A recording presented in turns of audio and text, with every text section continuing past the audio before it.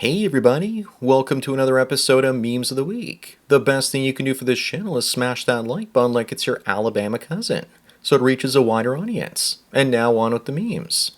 Number one is an update to a woman that had an election meltdown and ended her father after Trump won. She's also a power lesbian, whatever that's supposed to mean. She was married to a trans woman, meaning that she's really a straight woman with extra steps, getting the dong from a dude in drag. She ended her father with an ice pick and then smashed the windows to make herself look crazy. And for anyone asking what the hell is a power lesbian, this is it. Up next, the two women beat by Donald Trump. Orange Man is single-handedly keeping women out of the White House. Someone says we just know that empty chair next to them will be for Michelle Obama in 2028. I don't think that's fair because there's no definitive proof that she's a woman yet. Even though Big Mike has a better chance of winning than these two, he has made it abundantly clear that he's never running. Number three is a wokey asking why people are prioritizing feeding their children by voting for Trump, hoping that inflation goes down, instead of prioritizing her right to abort hers. No one is taking away their right to end their babies in blue states. They just want people to feel sympathy for them and their so-called imaginary suffering. Next time you see one of these millennial women, this is the way to jumpstart her common sense. Moving on, the madness in the UK continues. First, they threw people in jail for posting or reposting what they call right-wing propaganda online. And now they're going to imprison people for viewing far-right propaganda for up to 15 years. They don't even imprison people who watch child porn for that long. They won't even prosecute a shoplifter, yet the UK is going full 1984 on people that accidentally stumble onto something supposedly offensive online. Number five, if you think that's bad, then in Regina, Canada, they're hosting their first Palestinian flag-raising ceremony. Meanwhile, if you wave a Canadian flag around in Toronto, you're likely to get beat up. And just so that everyone knows, flags are usually raised on land that is conquered. Meanwhile, in Ontario, our base leader, Doug Ford, banned a Chinese flag-raising ceremony. As for the Palestinian flag, does that mean that they'll take down the rainbow flags to make room for it? Up next, someone says that men should start life in jail and then work their way out of it. If that's the case, then who will guard the prisons? I suspect it'll be the women that'll want to bang the convicts. But technically we all do start off in prison. It's called the edumacation system, and you're usually not released until you're in your early to mid-20s. If you think I'm joking, then look around for all the similarities. Number seven is Sofia Vergara, and she's 52 years old, and actually looks this good. Remember that the wall is undefeated, but not everyone hits it at the same time. For example, Miley Cyrus is 30, but she looks 40. It all depends on genes and lifestyle. She's also Latin like Selma Hayek and J-Lo. When she finally does age, she's gonna age off a cliff and go from looking hot to looking like a Latin housekeeper. I think that fillers and Botox also help her look this way. Moving on, breaking news, Trump pledges to identify as a woman for one day in January, making him the first female president in the United States. Please do it, Madam President. First McDonald's, then garbage trucks. This would be a trifecta. The trolling alone would absolutely trigger all the special snowflakes out there. Maybe he should dress up as a Halloween for Halloween, or do it as an April Fool's joke. That would definitely not be on anyone's 2025 bingo card. Number 9, the city of Mississauga, which I live in right next to Toronto, continues to ban street sports, including street hockey and basketball. Most of my childhood was spent playing sports hockey.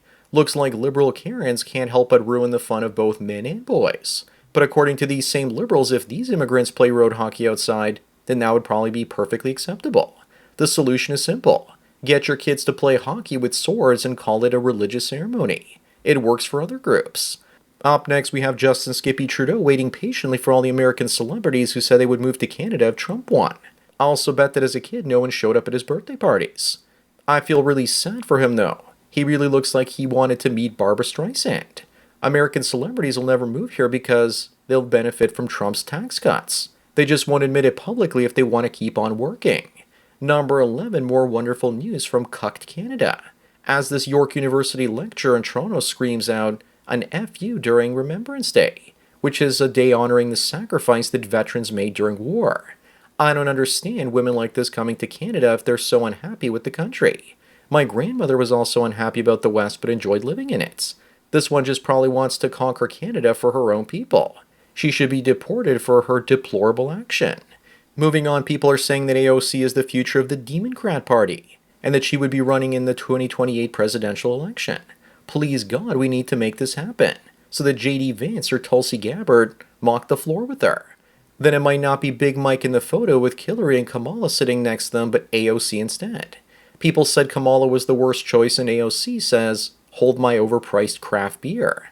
Imagine the sex tapes that would surface if she ran. Number 13, this is what I'm looking forward to most next year. All the diversity hires being fired after they've been canceling other people over the last 10 to 20 years. Her answer is probably to say that she's a stapler or that what she does is be a good liar. Unfortunately for her, she won't be able to get away with lying at her new job at Mickey D's. Whenever I see something like this, I'm loving it. Up next, Stacy the journalist says that we need to stop using mods to make female video characters prettier. How about no? We don't want to play disgustingly ugly characters, and women putting uglier women into games to produce competition didn't expect that men would bypass their BS. Maybe DEI game studios need to stop making female characters intentionally unattractive for social credits and to piss off their male patrons instead. Some women are incredibly pathetic because they're jealous of fictional game characters. Number 15, this wonderful Canadian politician tried to censor me and other YouTubers through Bill C-11, basically trying to get YouTube to shove government propaganda into Canadians' YouTube feeds. Now he's accused of stealing $250 million from the government and sending it to his own company. He's also the Minister of Climate Change. He was in this orange jumpsuit before, and hopefully we'll be seeing him one again very soon. Moving on, what's going on in France, Russia, and Spain, where only 61 to 63% of people wash their hands after they use the bathroom. But what about the Dutch and Italians? I'll remember to never shake their hands, as there's an almost 50% chance that there's fecal matter on their pinky finger. That Turkish raid is also quite impressive. So do they wipe with their hands, or do they actually use toilet paper? If they use their hands, then that would explain why it's so high. We also need India's percentage. Number 17, keeping on with the Canadian theme, 4 in 5 new food bank clients in Toronto are newcomers to Canada. But what happens once the food runs out and Canadians can no longer afford to support food banks? If you're in Alberta, Canada, and you donate to food banks, consider switching to the Veterans Food Bank, because it's giving food mostly to men who fought for this country. New immigrants to Canada are told to get free groceries from the food banks instead of buying them. There are even YouTube videos teaching them how to scam the system. Up next, Polymarket is a betting platform that predicted Trump's victory, and so the FBI lie seized the CEO's phone and electronics. But why punish him though?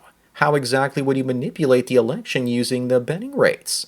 Was it redistribution for not swinging public opinion to the left?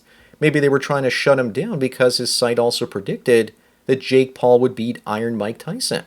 But isn't it the people that made the bets that predicted the election? Number 19, this is the look on a woman's face when her boyfriend is crying in her arms and all she sees is the spot where he's balding. There's nothing like a woman shaming a man and kicking him when he's already down. Here's a word of advice for men. Never cry or whine in front of a woman unless you want her to be somebody else's woman. They see men as disposable protectors, and you can't do that if you're a weak coward. They just aren't hardwired to feel sympathy for us. Moving on, some woman posted this saying that it needs to be shared when dudes complain about modern dating. That women will pick the man that takes a shower every day, exercises, and focuses on self-improvement. She forgets to mention that man has to be good looking, have high status, or be rich. Then he could be a dirty slob that's a Tate fan and misogynist, and they would still date him. This is just women giving incels false hope and confusing them as to what women really value. Mostly things you can't change about yourself. Number 21, here are 4 actors with 0 haters. Well, Johnny Depp has one and she shat the bed. Depp is also the first man to win an argument with a woman. Here's an actual picture of what Depp looked like after rolling over in his bed while in a drunken stupor. And no, that's not Haagen-Dazs. Up next, here's what happens to a woman when she passes 30 but still doesn't have a boyfriend. But I don't know how much I believe this because from my experience, women hate gamer guys, so why bother using a graphics card to catch a man? Maybe they should sprinkle some Warhammer figures under there and make sure it's the latest RTX. I'm sure a lot of guys might fall for this though, as their computers can barely run an unmodded version of Minecraft these days. Number 23 are 4 experts testifying to Congress that UFOs are real, and that we possess non-human technology. They always tease us, but they never deliver. Project Blue Book might as well be renamed to Project Blue Balls. Unless you have personal experiences with UFOs or aliens like I do, then you won't believe it. And if you've had those personal experiences, then you'll know that it feels like living in a scene from a horror movie. Most people would poop their pants like Amber Turd if they saw an orb UFO flying above them the way that I did. Moving on is Martha Stewart in her home library back in 1989. She sure was hot. No wonder Snoop Dogg was hanging around with her. If you think she's good looking here, then you'll love the way she looked in her early 20s. I can even smell the picture and it smells like dry moldy flowers that are popular back in the 80s. And pine sol for the wooden floors. When I first saw this, I thought it was Vanna White. Number 25 on the last one, what the hell happened to Lindsay Lohan? She went from looking like she was stung by a bunch of bees full of meth, and now she looks hot. She hit the wall, cleaned up her act, and probably is getting ready to hit the wall a second time, as she's already in her late 30s. I say let her enjoy this last bit of youth and beauty, before it's finally gone. So that's it for another Memes of the Week. Please give this video a like to push it up in the algorithm, and so new viewers can find it. If you enjoy this series and want me to keep making it, then donate at the PayPal and subscribe star links below. Anyways, enjoy the rest of your day, and cheers.